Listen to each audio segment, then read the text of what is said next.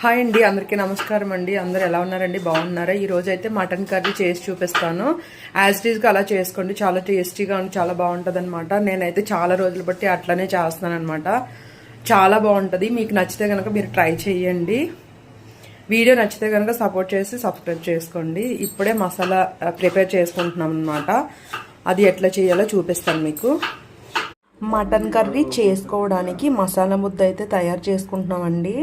ఇప్పుడు మసాలా ముద్ద తయారు చేసుకోవడానికి చూపిస్తాను. వెల్లుల్లిపాయలు, అల్లం ముక్కలు, టమాటా, ఉల్లిపాయ, జీడిపప్పు అనమాట. దీనివల్ల టేస్ట్ వస్తుంది కర్రీకి.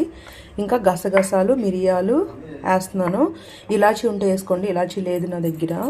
అలాగే జీలకర్ర. ఫస్ట్ జీలకర్ర వేసుకోవాలి, తర్వాత గసగసాలు, మిరియాలు. మటన్ కర్రీకి గసగసాలు ఇంకా జీడిపప్పు టేస్ట్ ఉంటుంది. అట్లనే మటన్లోని కారం కలుపుకుంటున్నామండి. కారము, ఉప్పు, పసుపు, పెరుగు.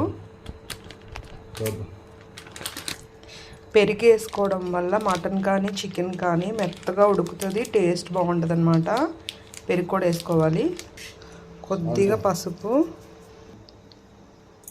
ఇక్కడ కల్లుప్పు అయితే వేసుకుంటున్నామండి. కల్లుప్పు వేయడం వల్ల కూర టేస్టీగా ఉంటుంది. కలుపుకోవాలి. ఇది ధనియాల పౌడరు, కొంచెం ధనియాల పౌడరు, అట్లానే మటన్ మసాలా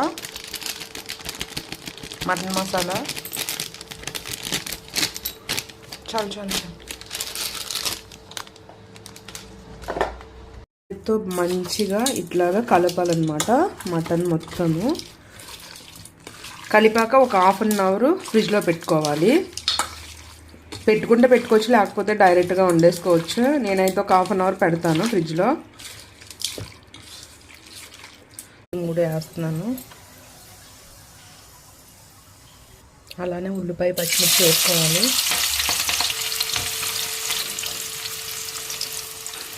పై దోరగా వేగాలి. ఇక్కడైతే మసాలా ముద్ద రెడీ చేసుకున్నాము. చూడండి, ఉల్లిపాయ వేగిన తర్వాత మసాలా కలుపుకున్న మటన్ వేసుకోవాలి.